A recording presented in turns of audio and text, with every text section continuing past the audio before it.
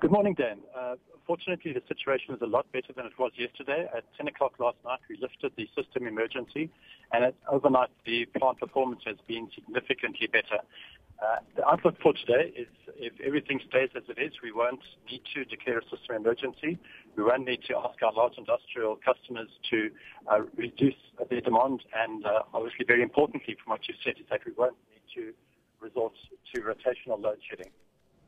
Okay, now there's a little bit of a doubt about this weekend as we are reporting this morning. Do you think this improved situation will last into the weekend and beyond? For the weekend, at this stage, we would expect that we'll be okay based on the fact that demand is normally lower over weekends anyway. As far as next week is concerned, that will depend on the weather. The Weather Bureau has forecast further rain, heavy rainfall, over the weekend and early into the next week. So it will depend as to how that plays out and how we will be able to cope with the wet conditions that persist. But at this stage, we're cautiously optimistic that we're through the worst. Are you aware if the rain has subsided in Mpumalanga? At this stage, what we are aware of is that there was a heavy storm last night at about 8:30 over 3 of our power stations. But in general, it seems to have been an improved situation and not the widespread rain that we'd seen before. How long does it take for the coal stocks to dry up? Because, I mean, each time I drive across Mpumalanga, quite often going towards Nelspruit and Maputo, and I see the coal is not kept under cover. It's always out in the open. How long does it take for it to dry so that we can get back to normal? Yeah, it's actually quite quick. The angle of our coal stacks is such that the water runoff can be done. Well, it does take time, quick. Does happen reasonably quick. So we would just basically need a day of good weather, and we'll be back to normal.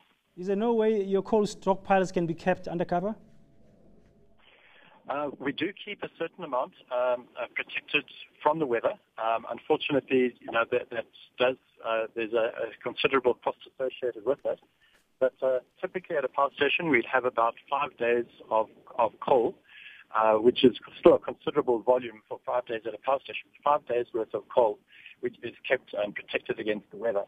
But as I said, it is a limited volume against, let's say, the 45 days on average that we would keep out in the open. Unfortunately, so just simply the enormous volumes and the mountains of coal you would have seen, it's impractical to keep that undercover. Andrew, we hear a lot about climate change. We hear about the weather patterns being different. We get a lot of severe weather. I mean, since December, around Gauteng, for instance, we've had some of the heaviest hailstorms we've seen in a long time. Is Eskom going to start thinking how to do things differently, especially as stockpiling is concerned, going into the future? We certainly have. And in fact, for the last couple of years, we have had extreme weather events, and we've come through them perfectly with our better contingencies and our better resilience measures at the power station. But this time around, it has just been more than we'd planned for. 7 days of continuous heavy rain was freakish, and I think we've all experienced that in Gauteng, and it's been significantly worse over in Mpumalanga. So, unfortunately, it has been extreme. You're quite right. The weather is changing, and we'll need to make sure that we become increasingly resilient.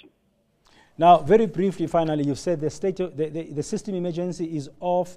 The situation is improved. We may not see load shedding this weekend because usage tends to be lower, demand tends to be lower of the weekend. But however, we still need to take the precautions in terms of saving electricity, especially in households.